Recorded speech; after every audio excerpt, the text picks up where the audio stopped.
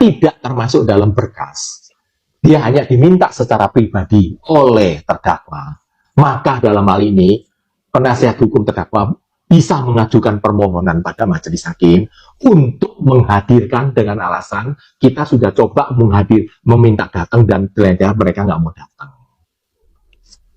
Itu aja. Oke, kita sambung pada tema selanjutnya. Nah, kita kembalikan kepada pertanyaan tadi.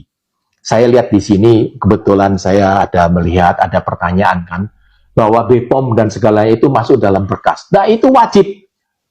Majelis hakim tidak ada alasan tidak menghadirkan secara paksa.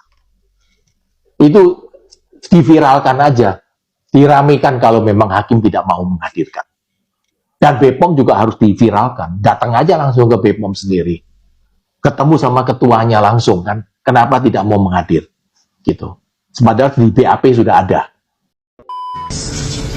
Jangankan BPOM, penyidik saja pun ya, diminta untuk hadir di sidang pengadilan, wajib hukumnya penyidik datang untuk memberikan kesaksian karena atas nama negara, atas nama undang-undang ya. Tapi kalau seandainya seorang terdakwa atau seorang pelapor meminta pihak kepolisian hadir, itu nggak bisa. Dia bukan melayani perorangan, tapi melayani atas nama hukum. Hanya saya jelaskan kepada rekan-rekan media sehingga jangan salah kaprah ya. Bukan berarti pihak BPOM itu satu menganak emas kan satu menganak kiri, kan nggak ada. Ini hanya karena berbicara tentang masalah undang-undang. Saya bicara untuk BPOM ya. Saya juga owner salah satu body lotion. Saya owner juga. Tapi saya berani meminta BPOM untuk menghukum siapa saja yang melanggar BPOM. Begitu konsepnya. Saya juga punya produk. Tapi saya tetap harus bicara terhadap BPOM ini. Kenapa kalian sudah umumkan ada pelanggaran ini itu tapi tidak ada proses hukum? Buat apa itu dibentuk? Ya. Jadi saya tetap harus bicara. Ini sekarang saya bicara dalam mode serius, oke? Sangat serius. Ini siapa yang coba lihat ini? Ini saya sematkan komentarnya nih, monyet ini. Mana ini dia? Bagaimana cara sematkan komentar sih? Ini kita bicara baik, malah dia bilang tai.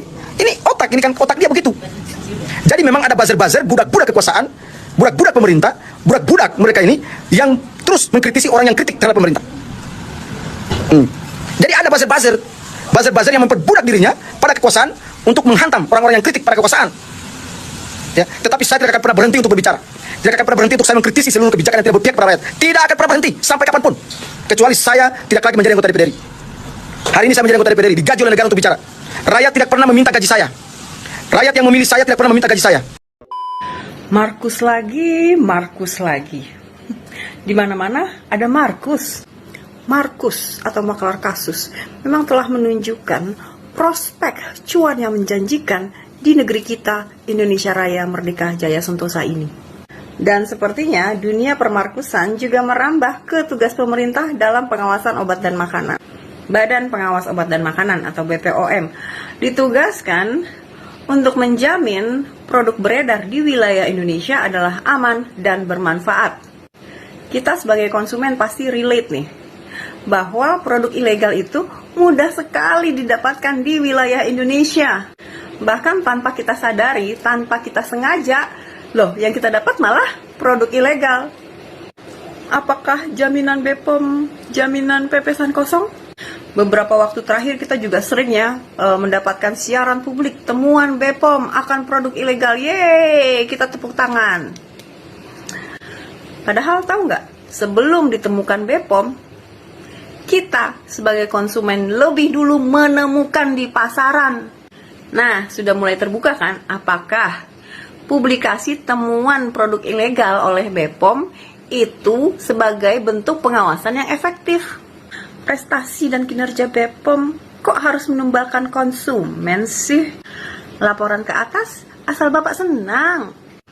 Terus dari publikasi temuan BPOM yang jadwalnya beberapa kali setahun itu, apakah ada jaminan bahwa semua yang ditemukan itu semuanya dipublikasikan? Ada jaminan nggak? Ada transparansi nggak? Karena disitulah Markus bisa beraksi. Wah, produk lo kena temuan nih. Takut dipublikasikan? Jangan khawatir. Kirim aja bungkus kopi. Salam, apoteker pinggir jalan. Oke, sekarang yang berbicara bukan lagi masyarakat biasa. Tidak ada alasan bagi hakim untuk tidak menghadirkan BPOM dalam memberikan kesaksian di persidangan Nikita Mirzani. Dan di sini saya bisa katakan bahwa BPOM berada di posisi yang sangat sulit saat ini. Saya nggak tahu kenapa BPOM tidak konsisten sampai-sampai dikatain tuh sama Nikita Mirzani suka lupa. Gak mungkin kan sekelas ketua BPOM lupa dengan janji-janji manisnya, siap untuk berpartisipasi. Bapak berada di pihak mana? Di pihak owner skincare atau konsumen? Kalau Bapak lupa, silahkan dibaca lagi visi misi dari BPOM itu apa. Kemarin kan pengacara Nikita Mirzani sudah mengajukan surat kepada BPOM untuk kesediaannya bisa hadir dalam memberikan kesaksian, tapi ditolak oleh BPOM. Menurut Bapak pengacara Roderick Yunadi, pengacara Nikita Mirzani bisa mengajukan kembali kepada hakim. Pak, kami sudah mengajukan surat kepada BPOM, tapi BPOM tidak bersedia hadir. Disitulah hakim yang akan memutuskan, dan mau tidak mau Bapak Hakim harus mengundang BPOM secara resmi. Kan kata BPOM, kami lembaga resmi, jadi yang mengundang harus hakim dan jaksa. Dan ini menjadi tanggung jawab yang besar dari hakim, mau tidak mau, siap tidak siap harus mengundang BPOM untuk hadir dalam persidangan Nikita Mirzani. Kemudian ada statement dari Apeteros soal temuan-temuan produk yang berbahaya sudah dijual bebas. Yang menemukan terlebih dahulu bukan BPOM, tapi konsumen.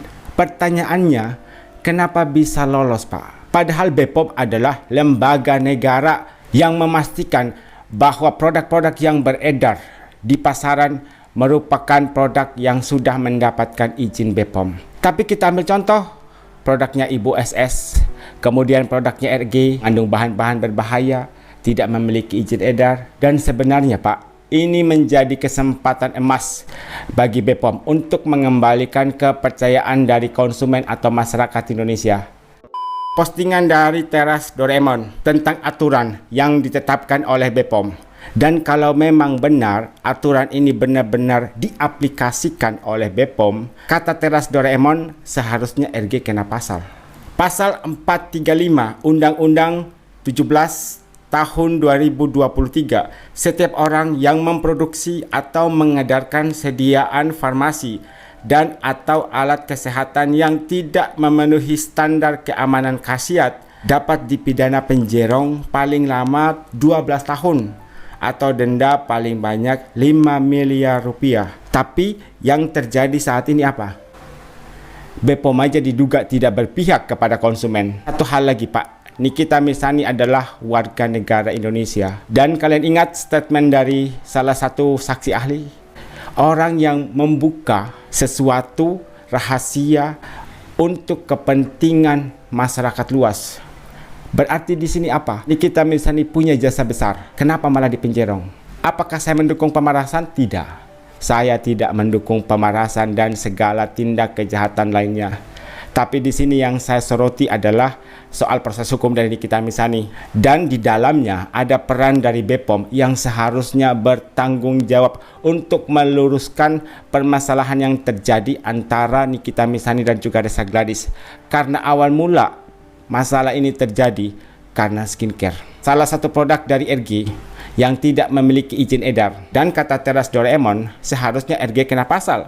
Karena ada pasal 435 Undang-Undang Nomor 17 Tahun 2023 yang mengatur hal itu.